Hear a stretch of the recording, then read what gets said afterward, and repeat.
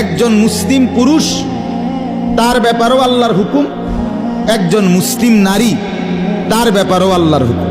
উভয়কে আল্লাহ তাআলা বলছে চরিত্রের হেফাজতের জন্য সবচেয়ে প্রথম শর্ত, 1 নাম্বার দৃষ্টি হেফাজত। কোন মানুষের চরিত্র সুন্দর কিনা এটার প্রমাণ তার নজর ঠিক কিনা।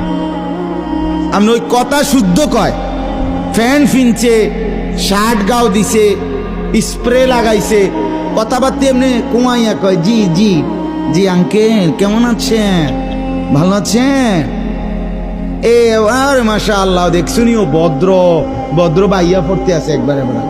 না না না না, 1 নাম্বার পবিত্রতা, সুন্দর উত্তম আখলাক, সৎ চরিত্রবানের 1 নাম্বার বৈশিষ্ট্য হলো যে যার চক্ষু নিরাপদ, যে চোখ নিরাপদ রাখে। 1 নাম্বার এটা আল্লাহ তাআলা বলেন। আর চূড়ান্ত হলো যে নিজের লজ্জাস্থান হেফাজত করে।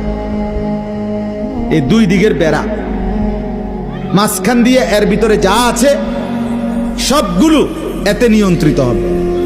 যে নিজের চোখকে হেফাজত করে, নামায়া রাখে, ভিন নারী, হ্যাঁ, যেই দৃশ্য দেখা, যেই ছবি, যেই নাচ গান, অশ্লীল দৃশ্য, হ্যাঁ, উলঙ্গ ছবি, বেপর্দা নারী, ভিন নারী, যাকে দেখার আমার কাছে অনুমতি নাই, আল্লাহ অনুমতি দেন নাই, তার থেকে নজর যে নামিয়ে রাখে এবং নিজের লজ্জাস্থান যে হেফাজত করে, আল্লাহ কোরআনে বলছে যালিকা আজকা লাহুম, এটাই হচ্ছে সর্বশ্রেষ্ঠ পবিত্রতা।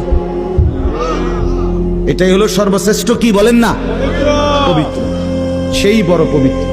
এবার এই শুদ্ধ কথা কোক আর সিটেঙ্গা কথা কোক, কথা নোয়াখাইল্লা হোক আর সিলিটটা হোক, এটা দেখার বিষয় না। দেখার বিষয় হলো তার নজর দৃষ্টি এটা নিচের দিকে কিনা, আর লজ্জাস্থান হেফাজত কিনা।